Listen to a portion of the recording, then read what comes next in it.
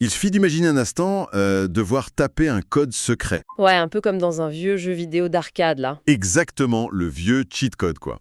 Et là, l'objectif, c'était pas de tricher, mais vraiment de débloquer un accès exclusif au futur de la création numérique, en fait. C'est fou parce que c'est un scénario bien réel qui s'est déroulé hyper récemment. Bah oui, le fameux mot de passe Activate Superpowers. Activer les super pouvoirs. Voilà, à glisser juste comme ça dans une simple barre de recherche. Et la récompense à la clé, c'était de gagner sa place parmi le tout premier million d'utilisateurs autorisés à tester ça gratuitement. Pendant 7 jours, hein, c'était super limité. Ouais, 7 jours pour tester l'intelligence artificielle version 2.0 de cette plateforme mondiale que tout le monde connaît. Et cette stratégie de lancement, elle a déclenché une onde de choc immédiate. Ah bah c'est clair. Une onde de choc. L'événement Canva Create, donc on parle du 16 avril 2026, ça marque vraiment une rupture fondamentale dans le milieu. Totalement. C'est d'ailleurs notre mission aujourd'hui dans cette exploration en profondeur. On va décortiquer tout ça. Et pour ça, on s'appuie sur des sources assez fascinantes. Oui, on a les croquis de synthèse visuelle de la chaîne Canva avec Marco qui sont super bien faits. Très parlant, ouais. Et aussi les décryptages audio hyper pointus de Design with Canva. Et en analysant tout ça, on réalise très vite la portée du truc. C'est pas juste une mise à jour logicielle. Non, c'est une vraie bascule philosophique. Exactement.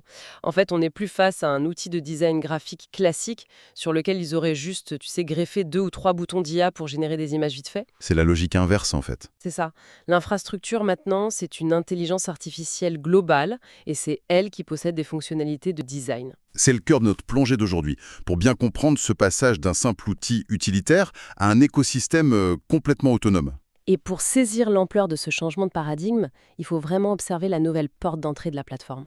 Ouais, parce que l'angoisse de la page blanche, le fameux Canva tout vide avec les barres d'outils ultra complexes sur les côtés, Ah bah ça c'est terminé. Fini. c'est dingue. L'interaction, elle débute désormais par une discussion, ce que les notes de l'événement appellent le design conversationnel. C'est exactement le terme.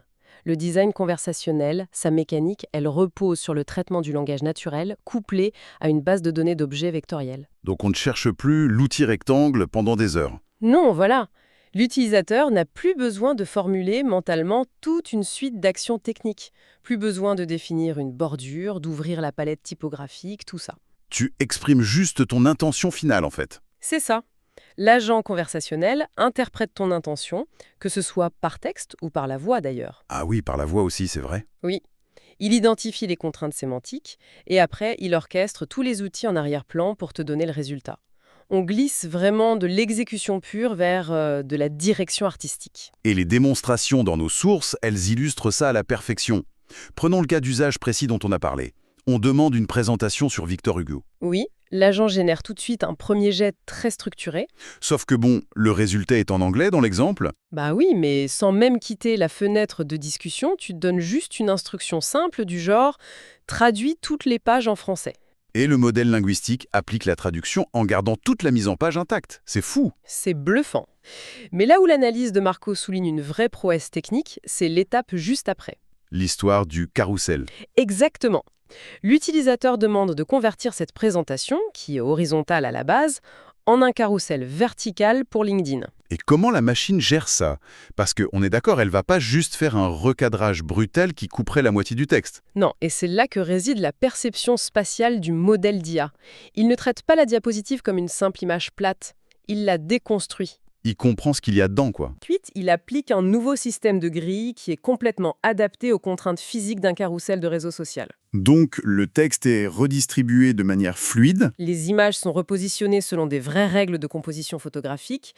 L'IA comprend littéralement que l'espace de lecture vient de passer d'un écran d'ordinateur à un écran de smartphone. Que tu fais défiler avec le doigt, ouais. C'est une analogie que j'aime bien utiliser. C'est un peu comme passer de la conduite d'une voiture manuelle où tu dois passer chaque vitesse à l'embourg d'un chauffeur privé. C'est une très bonne image, oui. Tu lui donnes simplement la destination et tu t'assois à l'arrière.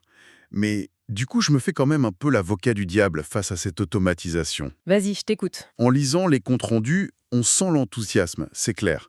Mais on peut légitimement se demander, pour ceux qui nous écoutent et qui sont du métier, est-ce que ça signe pas la mort du graphiste traditionnel? C'est la grande peur, oui. Parce que les puristes, ceux qui aiment partir d'une page blanche, qui conçoivent leur propre grille et qui détestent abandonner le contrôle à un algorithme, ils risquent de rejeter massivement ça, non? À mort. Oui, le rejet par une petite frange de puristes est inévitable, mais il faut bien comprendre que ces créateurs hyper techniques, ils ne constituent plus vraiment le cœur de cible d'une plateforme comme ça. L'objectif, c'est plutôt la mise à l'échelle pour les entreprises, c'est ça? Absolument. Où la vitesse prime sur l'artisanat pur. Mais attention, le système est conçu vraiment autour de la co-création, pas d'une dictature algorithmique. L'IA ne verrouille pas tout. Non, l'interface classique, elle reste là, sous le capot. À n'importe quel moment, tu peux interrompre la génération Tu peux sélectionner manuellement un calque, modifier une typographie. ou réaligner une image à la main, oui. L'humain garde un droit de veto éditorial absolu. L'IA te propose une base de travail, mais l'affinement manuel reste toujours dispo. Donc l'interface traditionnelle sert un peu de filet de sécurité. C'est ça. C'est hyper intéressant. Mais un chauffeur privé, c'est bien beau, sauf qu'il ne sert à rien s'il n'a pas accès à une carte ou à tes adresses personnelles. Tout à fait. Pour que cette interface devienne utile en entreprise, elle doit savoir sur quoi travailler, comment elle devine les chiffres du dernier trimestre ou l'identité visuelle d'une campagne. C'est là qu'interviennent les connecteurs. C'est vraiment la clé de voûte de cette version 2.0. Parce que l'isolement des données, c'était un peu le problème des IA jusqu'ici. Le talon d'Achille, oui. Un modèle génératif sans contexte, ça produit inévitablement du contenu hyper générique, du stéréotype. Et donc les connecteurs résolvent ça. Exactement, en établissant des ponts directs via des API avec l'écosystème logiciel de l'utilisateur. Juste avec un bouton plus, c'est ça? Oui, un simple clic et tu lis la plateforme à ton Google Drive, ton Notion, Slack, Zoom, HubSpot ou même ton Gmail. L'IA devient un moteur de rendu pour des données qui sont hébergées ailleurs, en fait. Exactement. Et les experts de Design with Canva ont mis en avant un exemple redoutable là-dessus. Ah oui, l'exemple du tableur Excel, c'est dingue ça. Imaginons, pour ceux qui nous écoutent, un simple fichier Google Sheet rempli de données brutes sur les ventes d'imprimantes. Historiquement, il aurait fallu créer chaque graphique à la main, ligne par ligne. Une vraie corvée. Et là, on fournit juste l'accès au fichier à l'agent conversationnel. Et boum, il extrait les données pertinentes et il génère instantanément toutes les diapositives avec les bons graphiques à barre. Et avec les valeurs exactes, surtout. On élimine complètement la friction technique du copier-coller incessant entre 10 onglets. C'est de la visualisation de données ultra dynamique. Et cette dimension contextuelle, elle s'applique aussi aux éléments visuels externes. Comme l'histoire du pot de confiture dans nos sources. Oui, tu prends une simple photo d'un pot de confiture, tu la télécharges dans l'interface, et l'instruction, c'est créer un post promo avec un personnage. Et la machine se débrouille avec ça. Le modèle fait une segmentation sémantique, il identifie les contours du pot de confiture pour le détourer avec une précision chirurgicale. Il génère un fond cohérent derrière. Il intègre un personnage détouré, il ajuste l'éclairage global pour que les ombres matchent parfaitement. Et tout ça en appliquant les codes couleurs de la marque. C'est un assemblage hyper complexe de requêtes simultanées en fait. C'est fascinant. Mais attends, et si l'information n'est ni dans nos bases de données privées, ni sur notre disque dur? La mise à jour apporte la recherche web intégrée. Donc l'agent n'est plus limité à sa propre base d'entraînement de l'année dernière. Sur le labo des réseaux. Au lieu d'inventer n'importe quoi, ce qu'on appelle les hallucinations de l'IA, Voilà, au lieu de faire une hallucination, le système va sur Internet en temps réel. il cherche les vraies infos. Il extrait les thèmes actuels de la newsletter de l'entreprise en question et il rédige un brouillon qui est ancré dans la réalité. Ça fusionne carrément la recherche documentaire et le maquettage au même endroit. C'est impressionnant de voir comment il rassemble tous les flux de travail. On connecte le monde extérieur à la plateforme. Mais là où l'analyse devient vraiment intrigante, c'est quand la plateforme commence à analyser l'utilisateur lui-même. As-tu vous parlé de la mémoire et de la planification? Mental interne. Comment on s'assure que l'IA ne lisse pas toutes les créations, que toutes les marques ne finissent pas par se ressembler? La standardisation visuelle, c'est le plus gros risque de l'IA générative. Mais la fonction mémoire, elle agit un peu comme un producteur de musique. Ah, j'adore cette image. Un producteur qui écoute tous les vieux albums du groupe avant d'aller en studio avec eux. Exactement.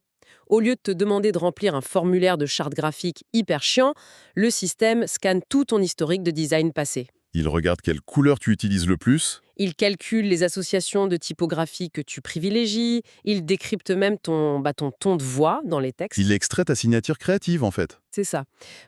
Nos sources précisent bien que ça nécessite un consentement explicite. C'est une fonction optionnelle à activer dans les paramètres de confidentialité. Heureusement, hein. Mais un producteur de musique virtuelle infatigable, c'est puissant. Surtout qu'il travaille de manière asynchrone grâce au scheduling, la planification. Oui, tu peux taper un prompt hyper complexe le soir et programmer l'exécution. Comme un stagiaire de nuit, tu lui donnes une liste d'une dizaine de tâches max, il bosse pendant que tu dors, et au matin, la première ébauche t'attend sagement. C'est très intelligent d'un point de vue technique aussi. Ça répond à une économie de puissance de calcul. Ah oui, pour lisser la charge sur leur serveur. Bah oui, générer des images et des structures complexes, ça demande énormément de ressources. Donc reporter ça la nuit aux heures creuses, ça les arrange. Et pour l'utilisateur, le bénéfice perçu est immense. Tu te réveilles, le gros du débroussaillage est fait. Tu prends direct ta casquette de directeur artistique pour valider et ajuster sans poireauter devant une barre de chargement. Optimisation des serveurs d'un côté, confort de l'autre, l'équation est parfaite. Mais bon, toute cette belle infrastructure cloud, elle se heurte souvent à la réalité brute. Les fameux aléas matériels, oui. Bah oui, les créateurs vivent dans le monde réel. On connaît tous l'angoisse de la perte de réseau Wi-Fi dans le train ou du routeur qui clainte juste avant la réu importante. Canva n'a pas oublié ses points friction physiques, rassure-toi. Le mode hors ligne, c'était le truc le plus attendu par les nomades, non? C'était le filet de sécurité ultime qu'il manquait. La tech n'a aucune valeur si elle te lâche au moment critique. Et comment ça marche techniquement? C'est une mise en cache locale. Tu peux sauvegarder jusqu'à 10 documents complexes directement sur ton appareil. Tu peux les présenter, mais est-ce que tu peux les modifier sans Internet? Oui, tu peux faire tes modifs hors ligne. Mais attends, la modification en ligne, ça crée toujours des problèmes de synchronisation de dingue. Si je suis dans l'avion, je change une date sur mon dock, genre je passe de 2024 à 2026. Oui. Quand je retrouve la 4G, est-ce que ma version locale écrase violemment le travail que mon collègue a pu faire de son côté sur le cloud? Non, l'architecture gère ça finement avec les deltas de modification. Le système ne remplace pas tout le fichier, il analyse juste la petite différence. Le changement de date de 2024 à 2026 est d'identifier comme un micro-changement. Exactement. Ça se synchronise de manière transparente, ça fusionne les historiques sans rien casser. Ouf, ce filet de sécurité était indispensable. Et cette volonté d'ancrer le numérique dans la vie tangible, on la retrouve aussi dans l'éducation et l'impression d'après les notes de Canva Create. Oui, le pont vers le monde matériel est très clair. Ils ont lancé le Learn Grid pour les profs et les élèves. C'est quoi exactement ce Learn Grid? Un espace éducatif où l'enseignant paramètre des requêtes pédagogiques. L'exemple cité, c'est générer un exercice de vocabulaire de niveau CE2 sur le thème de la ferme. Elia fait tout. En quelques secondes, elle te structure la grille d'évaluation, les espaces pour répondre et même les petites illustrations qui vont bien. C'est génial pour les profs. Et pour la production physique alors? Tu parlais d'impression. La boutique d'impression intégrée court-circuite tout le monde. Tu conçois ton motif à l'écran et bam, tu commandes direct ta tasse ou ton vêtement imprimé. Sans minimum de commandes en plus, avec la livraison gratuite. C'est la maîtrise totale de la chaîne de valeur. De l'impulsion créative jusqu'à la livraison par le facteur, oui. C'est fou. Et cette même fluidité, on la retrouve dans les annonces vidéo. Ah, la vidéo, un format historiquement lourd et tellement complexe à manipuler. Les mises à jour là-dessus sont impressionnantes. Le montage vidéo subit la même simplification extrême que le design statique. Rien que les sous-titres dynamiques, ça demande une puissance de calcul dingue. Aligner mot pour mot les formes d'ondes audio avec l'apparition du texte. Ce qui prenait des heures de calage manuel avant, sur des logiciels de montage classiques, Désormais, c'est automatique. Et la génération de séquences vidéo par IA passe de 3 à 5 secondes. ça a l'air de rien 2 secondes, mais informatiquement c'est énorme. C'est une charge computationnelle colossale. Oui. Et l'arrivée de la vidéo magique 2.0 sur la version ordinateur prouve qu'ils assument enfin des flux de travail de pro. L'outil repère tout seul les moments forts des rushs pour faire un montage rythmé. Sans parler de l'effet photocopieuse. Animer une simple photo statique pour simuler le balayage lumineux d'un scanner en un seul clic, c'est génial. Tout est pensé pour la post-production sans friction. Donc si on résume un peu la trajectoire là, la plateforme intègre nos fichiers externes, nos mails, elle apprend nos habitudes, elle bosse la nuit, Elle gère le hors-ligne elle imprime nos objets. et elle monte nos vidéos. On dirait presque la construction d'un écosystème fermé, une forteresse totale où tu rentres et tu n'as plus jamais besoin de sortir. C'est exactement ça. Sauf que la toute dernière annonce de l'événement vient complètement casser cette idée de système clos. C'est stratégiquement l'annonce la plus fascinante pour moi. Le partenariat exclusif avec Anthropic. Donc les créateurs de l'IA Cloud. Oui, ils vont intégrer directement les capacités de design de Canva au sein même de l'interface de discussion de Claude. C'est une alliance inattendue. Donc tu es sur Claude, tu tapes une longue réflexion textuelle et tu lui demandes de te faire une infographie avec ça. Et Claude te génère directement le visuel, architecturé par le moteur de rendu de Canva, sans même que tu aies besoin de changer d'onglet ou d'ouvrir Canva. C'est super audacieux de leur part. Canva accepte de devenir invisible en façade pour opérer complètement en arrière-plan. Ça pose une vraie question sur leur positionnement à long terme, oui. Est-ce que leur but ultime, c'est pas tout simplement d'abandonner le statut d'application pour devenir le système d'exploitation central de la création graphique? Une sorte d'OS universel imbriqué dans tous nos autres logiciels.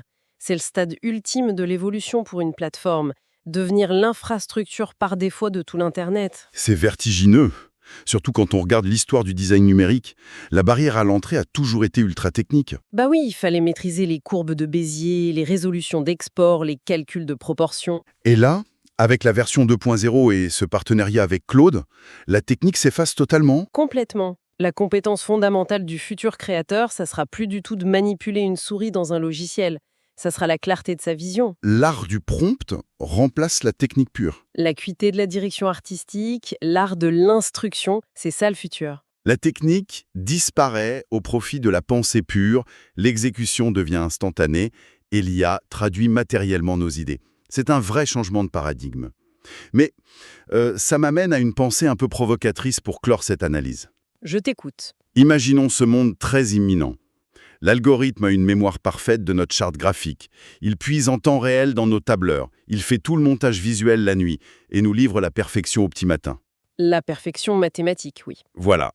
Si cette perfection d'exécution est absolument garantie par le calcul de la machine, quelle va être la véritable valeur ajoutée de l'être humain là-dedans? C'est une excellente question. Dans un écosystème où absolument tout est esthétiquement impeccable et immédiat, il se pourrait bien que la seule chose qui capte encore l'attention de l'œil humain, ce soit l'anomalie. Ah, l'imperfection assumée. Exactement. L'intuition illogique, le choix visuel un peu discordant, tu vois. Le truc qu'aucune machine programmée pour plaire n'aurait osé faire. C'est très juste. Le grain de folie. C'est ça. Le vrai défi des prochaines décennies pour ceux qui créent, ça sera peut-être pas d'apprendre à domestiquer ces IA, mais plutôt d'apprendre à cultiver cette imperfection irrationnelle, pour pas devenir de simples spectateurs de notre propre création. Ça laisse songeur, hein. Une belle matière à réflexion pour clore cette plongée en effet. Eh bien, sur cette pensée, merci de nous avoir suivis dans cette exploration et gardez bien votre grain de folie créative.